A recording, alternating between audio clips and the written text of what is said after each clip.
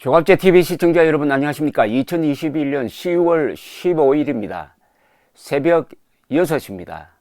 어젯밤에 김만배 화천대유 대주주에 대한 구속영장이 기각되었습니다. 그 기각 사유는 한마디로 말하면 수사가 부실했다는 겁니다. 범죄의 소명이 부족하다고 했습니다. 그리고 피의자의 방어권이 필요하다고 했습니다.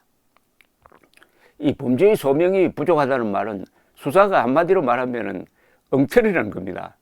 어마어마한 사건을 가지고 구속영장 청구를 하면서 거기에 맞는 증거 제시가 약하다는 겁니다. 이번의 경우에는 정영학 녹취록에 너무 의존하고 있다는 겁니다. 그럼 이 녹취록을 믿을 수 없다고 하면은 다른 물증, 계좌 추적 자료 이런 걸 들이대야 되는데 그게 거의 안 돼 있었다는 이야기죠. 그러니까 구속영장을 기각할 수밖에 없었던 것으로 추정이 됩니다. 보통 이런 언론이 관심을 가지고 있는 사건이면은 구속영장 기각되는 예가 거의 없습니다. 왜 이렇게 부실했느냐? 첫째, 충분히 조사를 하지 않고 서둘러서 영장 청구를 했습니다. 문재인 대통령이 신속하고 철저하게 수사하라고 지시를 했는데 철저하게 수사하라는 말은 무시해버리고 신속하게 영장 청구를 했다가 이렇게 아주 창피를 당한 겁니다. 두 번째는 성남시에 대한 압수수색을 지금까지 하지 않고 있습니다. 또 늑장 수사 착수했습니다. 그 사이에 관계자들이 얼마든지 증거 인멸할 수 있는 시간이 있었습니다. 유동규의 경우에는 들이닥치자 가지고 있던 휴대폰을 창밖으로 던졌는데 그걸 검찰이 찾지 못했습니다. 나중에 경찰이 찾았는데 아주 훼손이 심해가지고 그 내용을 복구하는데 시간이 많이 걸린다고 합니다.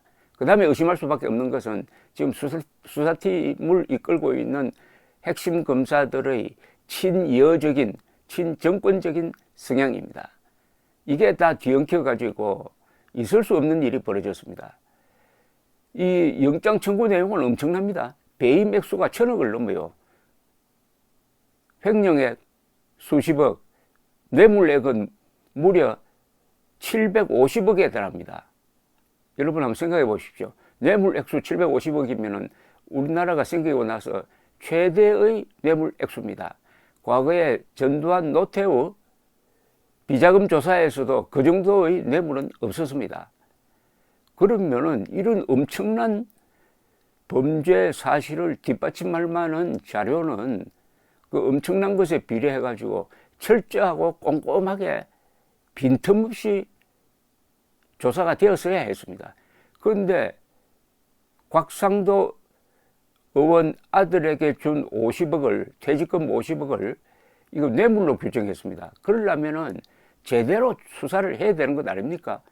곽상도 의원에게, 아들을 통해서 곽상도 의원에게 뇌물을 주었다 이렇게 되는 건데 그러면 곽상도 의원을 불러야 되는 것 아닙니까?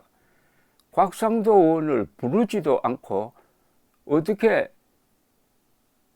뇌물 혐의를 기재할 수 있느냐는 겁니다. 또 곽상도 의원까지 갈 필요 없이 훨씬 더 가까운 데 있는 사람에 대해서는 뇌물 혐의를 적지 않고 하필 곽상도 의원에게 뇌물 혐의를 적용하려고 하다가 이번에 아주 이런 망신을 당한 것 아니겠습니까? 그러니까 늑장 수사에다가 부실 수사에다가 정치 수사에다가 이렇게 하다가 보니까 결국 참 우리나라 검찰 사상 기록적인 수치를 당했습니다. 2019년에 당시에 검찰총장이던 윤석열 총장이 지휘한 조국 수사와 비교가 됩니다. 조국 수사도 그렇고 이번에 이 대장동 이재명 게이트라고 불리는 이 수사도 마찬가지입니다. 사안 권력을 수사하는 겁니다. 사안 권력을 수사하려면은 준비 철저해야 되고 특히 압수수색 영장을 집행할 때는 동시다발적으로 해야 됩니다. 기습적으로 해야 됩니다. 그렇게 했습니까? 이제 이렇게 되면 어떻게 되느냐? 오늘 조선일보 사설이 딱 정확하게 지적을 했습니다. 성남시청 압수수색 미적되는 검찰, 국민은 73%가 특검 찬성이다. 이제는 특검밖에 없다 이거죠. 검찰이 이렇게 엉터리로 수사하니까 국민들은 참을 수 없다. 그러면 특검을 해야 된다. 특검을 받지 않으면 이재명 사퇴하라. 이게 이제 앞으로 큰 화두가 될 것이라고 생각합니다. 왜 성남시를 아직도 압수수색하지 않느냐? 성남시에 관련 정보가 다 거의 축적되어 있을 거 아닙니까? 지금 어떻게 손대가지고 훼손하든지 없앴을 가능성이 있겠죠. 이런 수사는 처음 보는 것 아닙니까? 20일이 지나도 성남시를 수색하지 않는다는 겁니다. 조선일보 사실은 의혹의 핵심은 누가 왜 극소수 인물들에게 천문학적 개발 이익을 안겨주었느냐는 것이다. 성남시가 100% 출자한 성남도시개발공사는 2015년 초과 수익 환수 조항을 넣은 초안을 마련했지만 7시간 만에 그 조항은 삭제됐다고 한다. 성남도공정관에는 중요 재산 취득 및 처분은 시장 사전보고라고 되어 있다. 당시 성남시장이 이재명 지사였다. 구속된 유동규 전 성남도공기획본부장이 이른바 이 지사 최대 취득사업의 이익 배분을 혼자 결정할 수 있었겠나. 최종 허가권자인 이재명 지사가 당시는 시장입니다. 스스로도 처음에는 직접 설계했다고 했었다. 대장동 관련 보고, 지시, 결제 서류와 회의록 등은 성남시청에 그대로 보관돼 있어야 정상이다. 전부 핵심 증거들이다. 없앴다면 그 자체가 범죄다. 그런데도 검찰은 손을 놓고 있다. 검찰이 확보하지 못한 유동규 씨의 휴대전화는 경찰이 CCTV를 보고 한나절 만에 찾았다.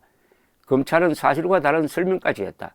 화천대유에 감당 못할 증거들이 보관되어 있는 것을 걱정해 찾는 신용만 한 것은 아닌가?